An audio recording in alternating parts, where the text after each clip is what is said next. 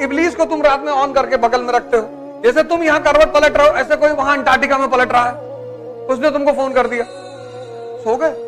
लो 2:30 3 बजे तक लोग व्हाट्सएप पे ऑनलाइन रहते हैं। सुबह देखता हूँ कुछ लोगों को 3 बजे तक ऑनलाइन है, नींद ही नहीं आ रही। खड़े हो जाओ, वही बिस्तर के बगल में खड़े रहो, कहते जब आएगी तो बताना, और हाथ उठा के खड़े रहो।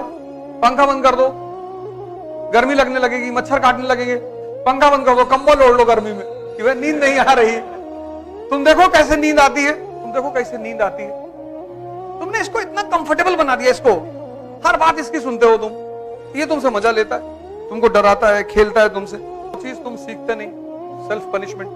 तो जो खुद को पनिश नहीं करते उनको दुनिया पनिश करती है। पनिश तो कोई ना कोई करेगा, या तो तुम अपने आप को कर लो और या तुमको दुनिया करेगी। अब रामचंद्र जी राजा हैं, भगवान है, अपने बच्चों को आश्रम में रख रहे हैं क्योंकि पता है स्ट्रगल कराओ इनसे, घर में रहेंगे उठेंगे ही नहीं। नो पापा, इट्स वेरी पेनफुल पापा, स्कूल नॉट गोइंग। एंड रात में 12 बजे तक टीवी देख रहे। हमारी अम्मा हमको घसीट कर स्कूल ले जाती थी। आजकल की माँ को मैं देखता नहीं किसी को घसीटते हुए, गोद में लिए, रो रहा, उसको रोटी भी खिला रही। नो बाबा, नो बाबा, बाबा काहे सुनेंगे, बाबा को समझ ही नहीं आ रहा क्या हो रहा।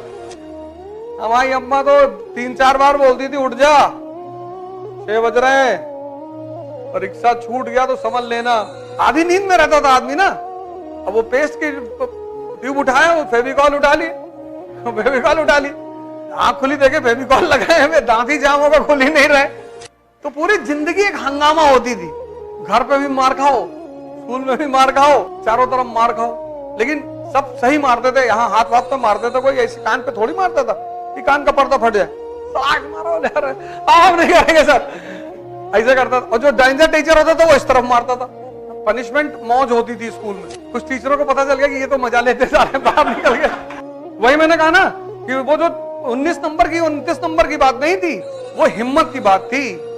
उस टीचर को दिखाई नहीं पड़ रहा था कि कितनी डेयरनेस की बात है नंबर बढ़ा लेना अपने से, और वो उस डेयरनेस को मारना चाहती थी। क्यों? ईमानदारी पैदा कराएंगे। अब भाड़ में गई तुम्हारी ईमानदारी। हिम्मत चाहिए बेईमानी करने के लिए, सच बोलने के लिए कौन सी हिम्मत, और वो पैदा हो रही है उसके अंदर और तुम उसे दबा रहे हो। तो वो मैं देख रहा था कि उसके अंदर क्या चीज पैदा हो रही है। हर बच्चे की मजाल है नंबर बढ़ा दे, उसकी रूह कांप जाएगी अंदर से कि अरे भगवान, बीटिंग। मेरी श्रीमती से मैंने कहा इसको मारना मत, क्योंकि तुम समझ नहीं रही हो कि क्या हो रहा है। यही हिम्मत अगर ये सही जगह लगा देगी, और अगर गलत जगह भी लगाएगी तो कुछ तो करेगी। लेकिन बिना हिम्मत का मरा हुआ आदमी मैं क्लास में देखता हूं, बैठे हैं, कुछ पूछ ही नहीं रहे, वो बैठे हैं। जिंदा हो, मर गए। और ये किस चीज का असर है? तुम्हारी हिम्मत जब उभरी दबा दिया, तुम मारे गए बोलने पे, स्कूल में, घर पे, तुम्हारे बोलने की क्षमता ही खत्म हो गई। अब तुमसे कह रहे हैं व्यक्तित्व पैदा करो। अब बचपन में मार डाले, आप कहां से पैदा करें? जब पैदा करना था तब तो तुम दबा दिए। बुढ़ापे में कोई साइकिल सीख पाता है? सब कुछ सीखने की उम्र बचपना ही है, क्योंकि रिस्क लेने की क्षमता बहुत हाई है ना। सारी खुराफात बचपन में, नदी में कूदवा लो, कुएं में कूदवा, वो तो कूदने के बाद पता चलता था कि फंस गए।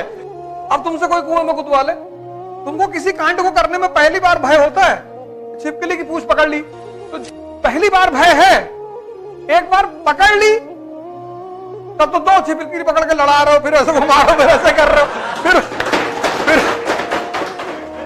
तो तुम्हारे लिए खेल हो गया। भाई जो तुमसे भाग रही है, तुम उससे काहे भाग रहे हो? तुम एक बार सोच के देखो, कोई चीज तुमसे भाग रही है और तुम उसको देख के भाग रहे हो। पहले मस्ती करो, इंद्रियों का दोहन हो जाएगा। इंद्रियों की एक सीमा है, डायबिटीज हो जाएगी, शुगर हो जाएगा, बीपी हो जाएगा, यूरिक एसिड बढ़ जाएगा, क्रिएटिनिन बढ़ जाएगा। शादी कर लोगे, पैसा आएगा, वैसे ही शादी हो जाएगी तुरंत। इस कंट्री में तो लोग इंतजार करते रहते हैं, आपकी शादी नहीं हुई है, कोई आपको पूछा, आपके पास नौकरी नहीं है, सोर्स ऑफ इनकम नहीं है, आपसे कोई बात नहीं करेगा, आपसे कोई पूछेगा ही नहीं शादी के लिए, आपसे कोई पूछेगा ही नहीं कि भैया शादी कर लो।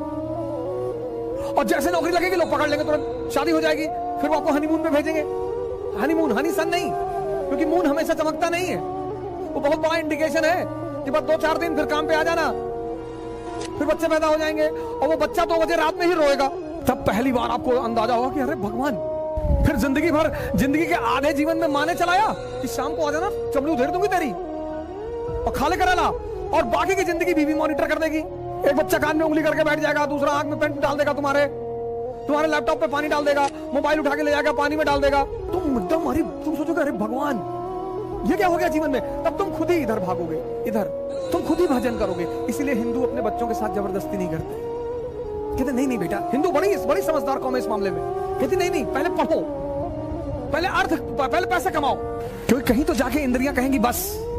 50 पे कह देंगी, 60 पे कह देंगी, कहेंगी तो है ही सर। इसीलिए इंद्रियों पे जिया जाना जो जीवन है, सेंसेस पे, उसको हमने नर्क कहा कि इंद्रियां नर्क में ले जाती है।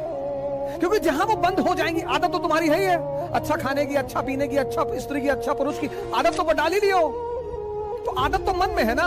स्त्रियां फेल कर जाएंगी, इंद्रियां फेल कर जाएंगी। इसलिए मैं इस देश के हर युवा से अपील करता हूं, ताकत पैदा करो, शक्ति, घबराए नहीं।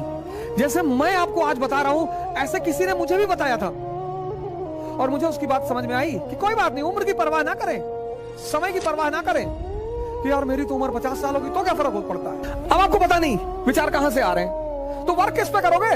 यहां पर दूसरा स्टेज है जहां पर आदमी फंसता है। ये तो पहला फेज चालाकियों वाला है, उसमें डायरी बनानी पड़ेगी आपको। दूसरा फेज थोड़ा चैलेंजिंग फेज, माइंड पता नहीं।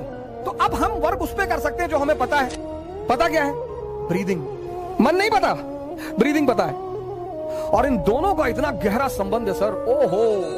डर में सांस रुक जाती है, उत्तेजना में सांस बढ़ जाती है। सी इन फियर क्या संबंध है सर, कभी सोचा आपने? हर धर्म सांस की बात करता है, इस्लाम, हिंदुइज्म, क्रिश्चियनिटी, बुद्धिज्म, सब सांसों में खुदा बसा है।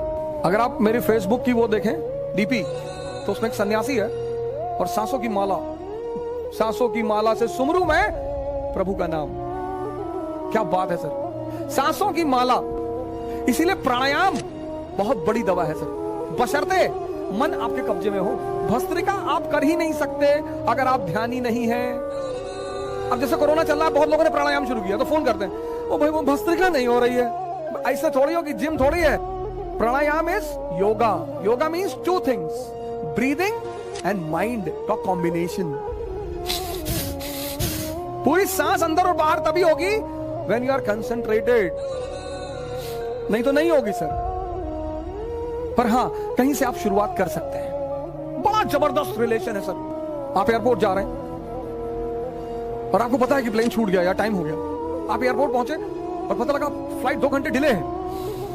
पूरी सांस आपके अंदर है कि अरे थैंक गॉड है सर। अगर हमें पता है कि मन की बेचैनी, मन का उतावलापन सांसों से कंट्रोल किया जा सकता है, तो हम किस पे काम करेंगे? सांसों पे करेंगे। एक डेड में और जिंदा में सबसे बड़ा फर्क क्या है? बॉडी वही है, सांस गायब। और जैसे जैसे आपकी सांसें आपके कंट्रोल में आनी, शुरुआत में दिक्कत होगी सर, कोई दिक्कत की बात नहीं, डरिए मत सर, कहीं से तो आप शुरू करेंगे। और जैसे जैसे आपकी सांसें पकड़ में आने लगेंगी ना सर, एक बहुत बड़ी चीज आपके अंदर डेवलप होगी, बहुत बड़ी। आपके परिवार वाले, आपके अगल बगल के लोग सब सकते में आना शुरू हो जाएंगे कि अरे यार बड़ी बड़ी बातें करने लगा ये बंदा। ये पैदा होना शुरू हो जाएगा सर, समझदारी।